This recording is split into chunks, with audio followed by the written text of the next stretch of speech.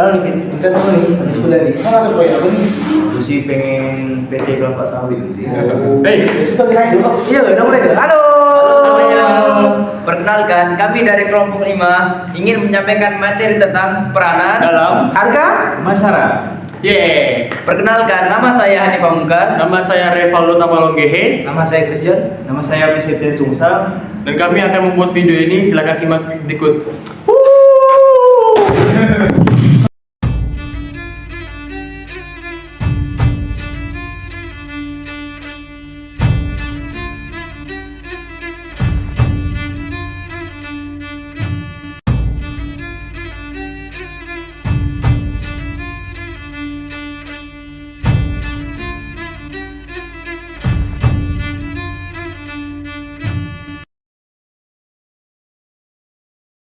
Baik, nama saya adalah Presiden Sungsang. Saya akan menjelaskan tentang peranan harga dalam pemasaran.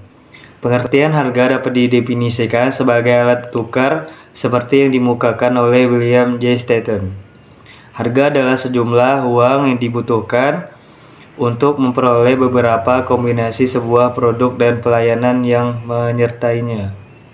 Bagi konsumen, harga merupakan segala bentuk moneter yang dikorbankan oleh konsumen untuk memperoleh, memiliki, memanfaatkan pelayanan dari suatu produk. Nah, selain itu, harga juga sering kali digunakan sebagai indikator nilai. Harga tersebut dihubungkan dengan manfaat yang dirasakan atas sesuatu barang atau jasa. Nah, ini maksudnya nilai harga produk dapat didefinisikan sebagai rasio antara manfaat yang dirasakan terhadap harga. Perusahaan penetapan harga merupakan cara untuk membedakan penawaran dari para pesaingnya, yaitu peran harga tergantung pada siapa pembelinya, target pasar yang akan menjadi target produk tersebut. Perusahaan penetapan harga merupakan cara untuk membedakan penawaran dari para pesaingnya, yaitu 1. Peran harga tergantung pada siapa pembelinya, target pasar yang akan menjadi target produk tersebut. Lalu, apa jenis produk yang diperdagangkan dan saluran apa yang digunakan? Maksudnya, strategi distribusi apa yang akan kita gunakan dalam menjual produk. 2. Fungsi harga dalam strategi positioning. 1. Pertanda bagi pembeli harga tinggi, indikator jaminan bahwa merek tersebut merupakan produk berkualitas tinggi. 2. Instrumen persaingan sebagai cara menyerang pesaing atau sebagai pengganti nilai atau kualitas. Cara meningkatkan kinerja finansial, harga sebagai metode penentuan target harga dan pengembalian investasi jarak pendek. 3. Tanggung jawab keputusan penentuan harga bervariasi di antara perusahaan jenis produk.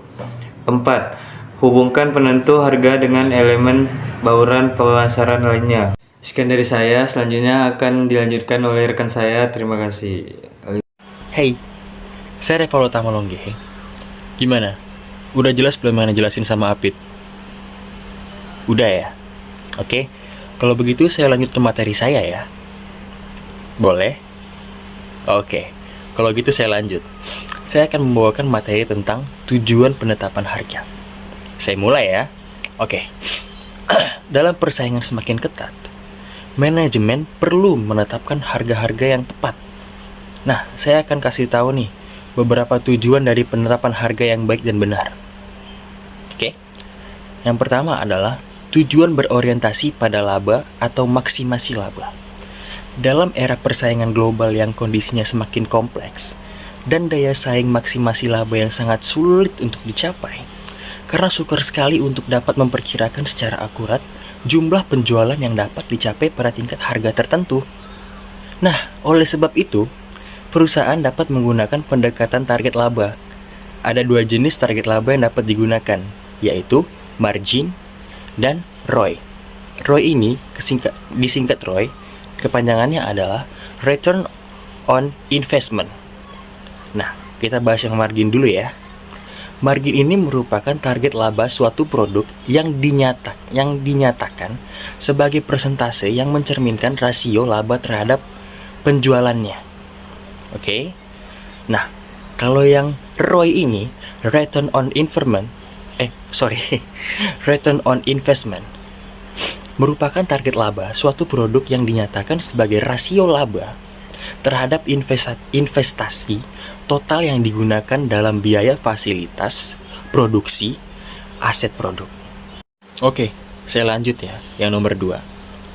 Tujuan berorientasi pada volume atau volume pricing objektif adalah harga ditetapkan sedemikian agar dapat mencapai target penjualan. Nah, tujuan ini banyak ditetapkan pada perusahaan di bidang penerbangan, lembaga pendidikan, tour travel, dan seminar pendidikan, dan juga bioskop, ataupun acara pertunjukan. Nah, seperti itu contohnya. Oke, kita lanjut ke yang nomor 3. Tujuan berorientasi pada citra. Nah, menurut saya, citra ini adalah hal sangat penting bagi perusahaan. Karena ketika citranya jelek, pasti akan sedikit juga peminat mereka. Citra suatu perusahaan dapat dibentuk melalui strategi penetapan harga mereka. Perusahaan dapat menetapkan harga tinggi untuk membentuk atau mempertahankan citra mereka. Sementara harga yang rendah dapat digunakan untuk membentuk nilai citra tertentu. Misalnya, dengan memberikan jaminan bahwa harganya merupakan harga yang terendah di suatu wilayah tertentu. Pada dasarnya, tinggi maupun rendah bertujuan untuk meningkatkan persepsi konsumen terhadap keseluruhan bauran produk yang ditawarkan perusahaan. Oke, nomor 4, tujuan stabilitas harga. Dalam pasar, konsumennya sangat sensitif terhadap harga. Sangat-sangat sensitif. Bila suatu perusahaan menurunkan harganya, maka para pesaingnya harus menurunkan pula harga mereka. Supaya mereka juga ketarik nih. Kayak lihat toko di sana turun, terus mereka juga tertarik dong. Seharusnya mereka lebih memiliki mindset kayak, oh ya, ini adalah jalan saya untuk melakukan penjualan yang lebih worth it. Maka kondisi seperti ini yang mendasari terbentuknya tujuan stabilitas harga dalam industri yang produknya sangat standarisasi, misalnya minyak bumi. Tujuan stabilisasi harga dilakukan dengan menetapkan harga untuk mempertahankan hubungan yang stabil antara harga suatu perusahaan dan harga pemimpin industri. Oke, kita lanjut ke C ya. C, kita lihat di sini ada faktor-faktor yang mempengaruhi harga. Oke, kembali lagi, saya akan menemani kalian untuk membahas materi saya kali ini. Oke ya, saya mulai lagi ya. Keputusan tentang harga yang baik adalah apabila mampu mencerminkan seluruh kepentingan perusahaan. Oleh karena itu, perusahaan harus paham betul faktor-faktor yang secara langsung akan mempengaruhi tingkat harga yang akan ditentukan. Adapun faktor yang mempengaruhi harga sebagai berikut. Oke. Nomor 1, demand for the product. Artinya, perusahaan perlu memperkirakan permintaan terhadap produk yang merupakan langkah penting dalam penetapan harga sebuah produk. Yang dimaksud adalah ketika peminat mereka lebih tinggi dibandingkan produk mereka harus lebih mencari di mana peminat yang lebih tinggi ini. Mereka harus mencari lagi masyarakat yang prefer pada produk ini, sehingga produk ini tuh bisa berkali-kali lipat untuk menghasilkan peningkatan ke perusahaan kita. Seperti itulah kurang lebih jelasnya. Yang kedua adalah target share of market. Market share yang ditargetkan oleh perusahaan. Tentunya, strategi pemasaran yang baik dapat dilakukan dengan menentukan target pemasaran. Maksudnya adalah konsumen yang menjadi sasaran pendekat bisnis untuk membeli produk yang hendak ditawarkan. Jadi kita tidak perlu pandang bulu pada siapapun konsumennya. Siapapun konsumennya, kita berhak menawarkan produk yang kita jual dengan cara sesuai prosedur dan bertutur kata yang sopan dan ramah. Yang nomor 3, competitive reaction. Ini adalah reaksi pesaing.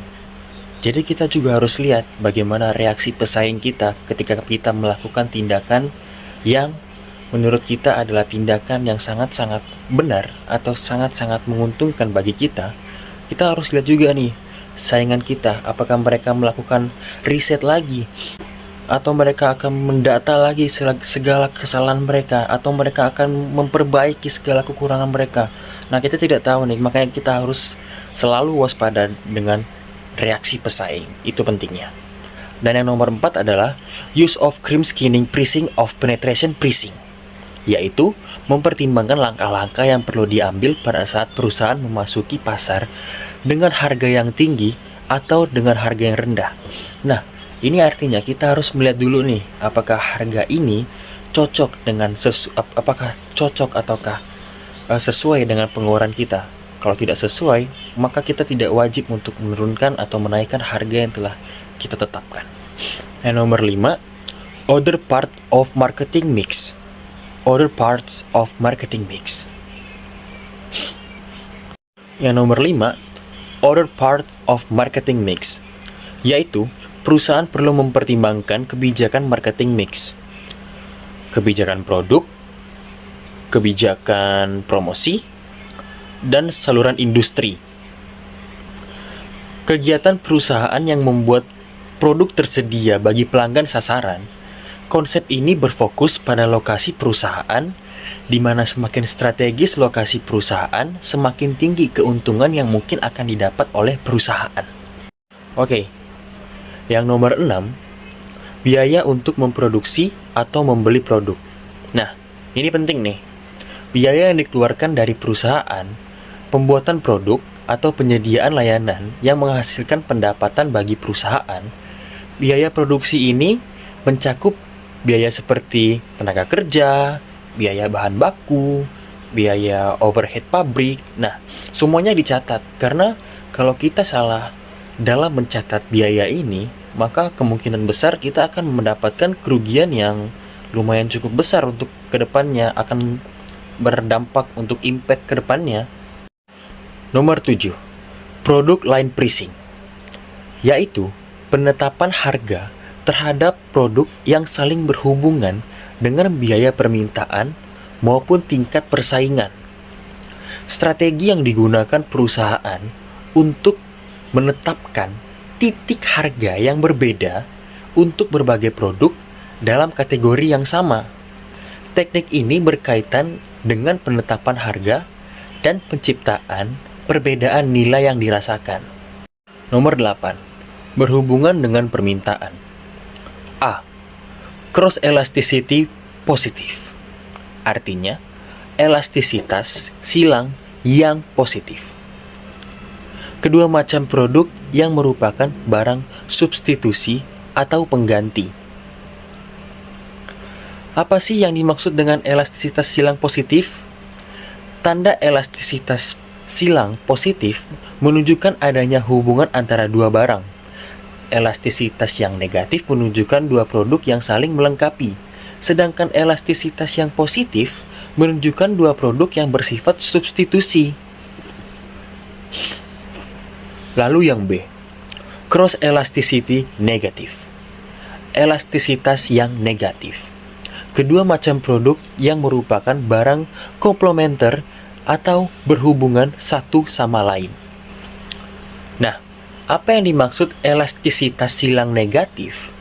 Elastis silang permintaan untuk barang substitusi tetap positif.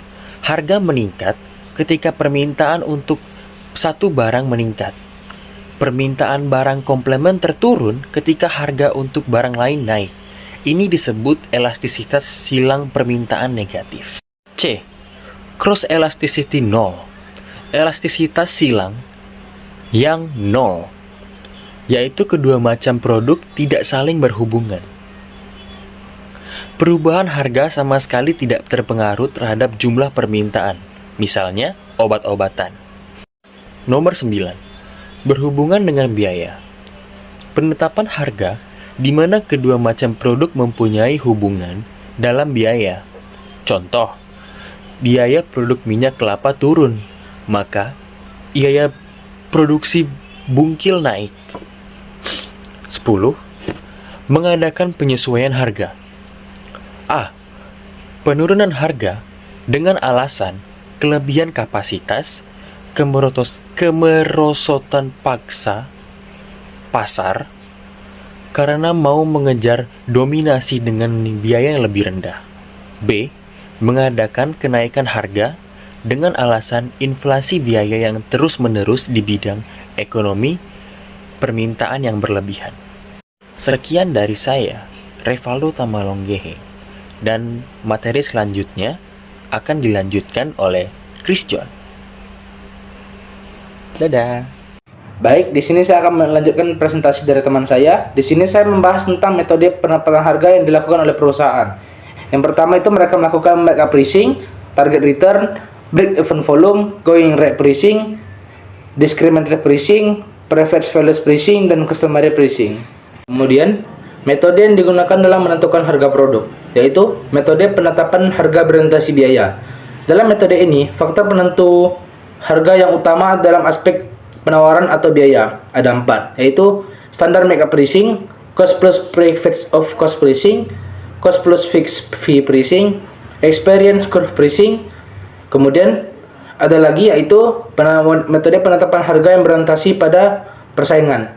Metode ini ditetapkan berdasarkan apa yang dilakukan oleh pesaing. Kemudian ada 4 lagi yaitu customary pricing, above or below pricing, loss leader pricing, sell-based pricing. Kemudian, metode penetapan harga yang berorientasi pada permintaan. Metode ini menekankan pada faktor-faktor yang mempengaruhi seller serta preferensi pelanggan daripada faktor-faktor seperti biaya, laba, atau persaingan. Dalam itu ada kemampuan pelanggan untuk membeli, keamanan pelanggan untuk membeli, posisi suatu produk dalam gaya hidup pelanggan, kemudian manfaat yang diberikan produk tersebut kepada pelanggan, harga produk-produk distribusi, kemudian pasar potensial bagi produk tersebut, dan sifat persaingan non-harga, perilaku konsumen secara umum, segmen-segmen dalam pasar. Kemudian ada lagi 7 metode yang dalam penetapan harga, yaitu skimming pricing, penetration pricing, prestige pricing, price leaning, at event pricing, demand backward pricing, dan bundle pricing. Yang terakhir ada metode penetapan harga berorientasi laba, yaitu target profit pricing, target return pricing on sales pricing, target return on investment pricing. Saya akan melanjutkan materi dari Chris John. Strategi penetapan harga.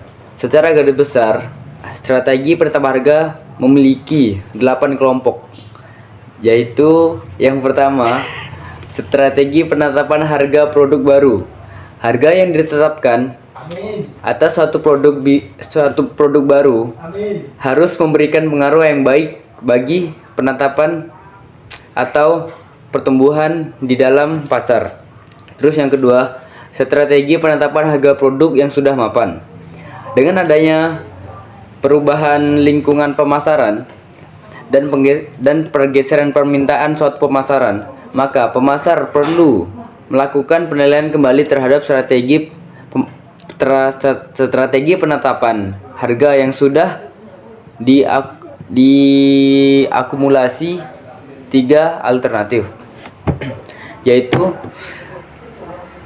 strategi mempertahankan harga, menurunkan harga, dan menaikkan suatu harga pemasaran. Terus yang ketiga, strategi fleksibilitas harga. Strategi fleksibilitas harga terdiri dari 2 macam strategi, yaitu strategi suatu harga tunggal, dan strategi penetapan harga, yaitu yang bersifat fleksibel. Terus yang keempat, strategi penetapan harga lini produk. Strategi ini dilakukan dengan jalan menetapkan harga suatu lini produk berdasarkan hubungan dan dampak setiap produk terhadap lininya. Terus yang kelima,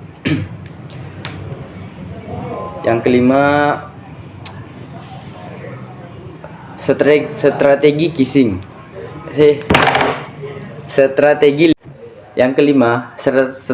leasing. Leasing merupakan suatu kontrak antara pemilik aktiva dan pihak kedua yang memanfaatkan aktiva tersebut lessee untuk jangka waktu tertentu dengan return tertentu. Yang keenam, strategi building pricing. Strategi yang biasanya disebut pula dengan istilah curve pricing. Ini banyak diterapkan pada perusahaan-perusahaan yang menetapkan strategi leasing. Yang ketujuh, strategi kepemimpinan tunggal. Strategi kepemimpinan harga. Strategi ini digunakan oleh pemimpin pasar market leader dalam suatu industri untuk melakukan perubahan suatu pemasaran dan perubahan harga yang diikuti oleh perusahaan-perusahaan lain dalam industri tersebut atau industri yang sedang kita lakukan pada saat kita pemasaran. Yang ke-8, yang terakhir, strategi penetapan harga untuk membentuk pangsa pasar. Strategi ini dilakukan dengan cara menerapkan harga serendah mungkin, atau kita seperti contohnya memberikan diskon. Itu udah termasuk menetapkan harga serendah mungkin untuk produk baru. Dan itu cuman 8 kelompok tersebut dari yang saya sampaikan, dan ada juga yang saya tambahkan, yaitu hasil yang diterapkan dari strategi yang terdapat 8 tersebut, yaitu meliputi kerugian dalam tahap awal bermanfaat untuk membentuk pangsa pasar. Itu termasuk dengan kita kerugian dalam tahap awal itu membuat kita untuk bisa mempertumbuhkan pemasaran kita, dan kita akan lolos dari kerugian tersebut. Yang B, terbentuknya barrier to entry pada industri yang bersangkutan. Dan yang ke C, cost leadership dalam industri atau kepemimpinan dalam industri. Dan pada saat kita mengurus industri, cuman itu dapat saya sampaikan dari 8 kelompok tersebut. Dan itu dari saya. Terima kasih. Assalamualaikum warahmatullahi wabarakatuh. Hai lagi, halo. Saya akan menjelaskan tentang jenis-jenis penetapan harga. Iya ya, tenang. Ya, saya lagi yang akan menjelaskan. Ya. Satu, ada penetapan harga per wilayah geografis, yaitu melibatkan perusahaan dalam mengambil keputusan mengenai harga produk bagi konsumen yang berada di berbagai tempat di seluruh negeri. Jadi aksesnya lebih mudah ya. Nomor 2, price discount and allowances, yang artinya potongan harga dan imbalan khusus. Potongan harga ini ya udah sering banget kita dengar ya dengan sebutan diskon. Diskon adalah potongan harga. Diskon adalah istilah biasa yang digunakan oleh pemasar dalam momen tertentu. Istilah yang satu ini erat kaitannya dengan beragam promo yang menarik dan pada momen-momen khusus saja. Lalu, definisi dari imbalan khusus adalah sesuatu yang diterima pegawai sebagai balas jasa atas kerja yang telah dilakukannya. Imbalan memang identik dengan pengupahan, tapi wujudnya bersifat finansial dan non-finansial. Nomor 3, promotional pricing, yang artinya penetapan harga promosi. Strategi penjualan di mana merek menurunkan harga suatu produk atau layanan untuk sementara waktu guna menarik calon pembeli dan pelanggan. Diskriminasi harga merupakan sebuah strategi yang dilakukan untuk menetapkan harga jual suatu produk yang sama dengan menerapkan harga yang berbeda. Hal ini dilakukan bertujuan untuk dapat meningkatkan volume penjualan dan laba yang diterima. Nomor 5, new product pricing, penetapan harga produk baru. Strategi penetapan harga adalah cara untuk menentukan harga terbaik untuk produk atau layanan Anda. Menggunakan model analitik, ini adalah bagaimana pemilik bisnis memutuskan biaya untuk suatu produk atau layanan. Nomor 6. Penetapan harga dalam bauran produk. Harga ditentukan berdasarkan biaya produksi dan pemasaran yang ditambah dengan jumlah tertentu sehingga menutupi biaya-biaya langsung, biaya overhead, dan laba. Metode ini biasanya berusaha menyeimbangkan pendapatan dan biaya dalam penetapan harganya. Jadi semuanya itu balance. Berdasarkan pernyataan Alma, potongan harga adalah pengurangan harga suatu produk dari harga normalnya dalam satu periode tertentu. Inflasi adalah kenaikan harga barang dan jasa secara umum dan terus-menerus dalam waktu tertentu. Kenaikan harga dari satu atau dua barang saja tidak dapat disebut inflasi, kecuali bila kenaikan itu meluas atau mengakibatkan kenaikan harga pada barang lainnya. Kebalikan dari inflasi disebut deflasi. Sebab-sebab perusahaan memprakarsai pemotongan harga yaitu dikarenakan kelebihan kapasitas, merosotnya bagian pasar akibat makin ketatnya persaingan untuk mengunggulkan pasar melalui struktur biaya yang lebih rendah. Sebab-sebab perusahaan memprakarsai kenaikan harga yaitu adanya inflasi yang berlanjut, permintaan yang berlebihan.